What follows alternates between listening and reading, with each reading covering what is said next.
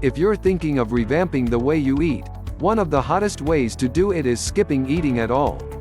Intermittent fasting is among the trendiest diet plans of the moment, with celebs, Silicon Valley execs and Instagram influencers saying it gives them better health, better focus, better energy, and maybe also trims down weight they've gained.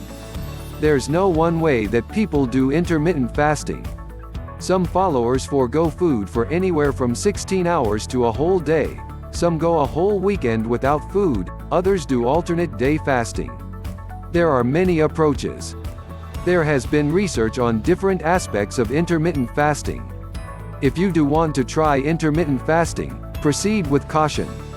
Here's what you need to know before you start. Intermittent fasting isn't risk-free. Before getting into intermittent fasting, everyone should really have a conversation with their physician, Doss says, an associate professor at Tufts University's Friedman School of Nutrition Science and Policy. That's especially true if you're at high risk for health problems or complications. That is, if you're over 65 and/or have an existing medical condition. You should avoid fasting altogether.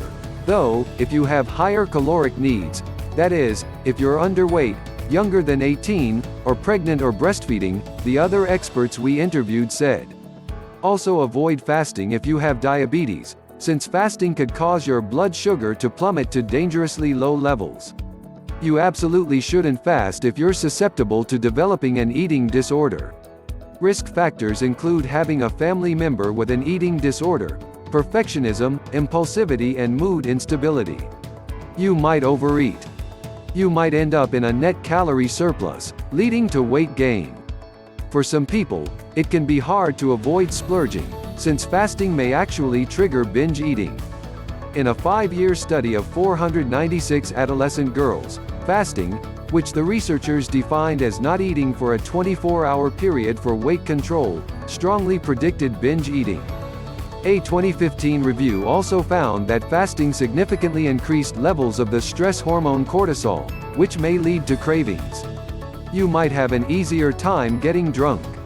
It's okay to imbibe while intermittent fasting, but not during or immediately after fasting periods.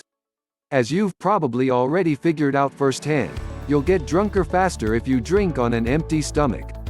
If you are considering intermittent fasting, go talk to a doctor, especially if they want to continue it on a long-term basis to make sure that's the best option for them. Thanks for watching. If you like this video, please subscribe to our channel.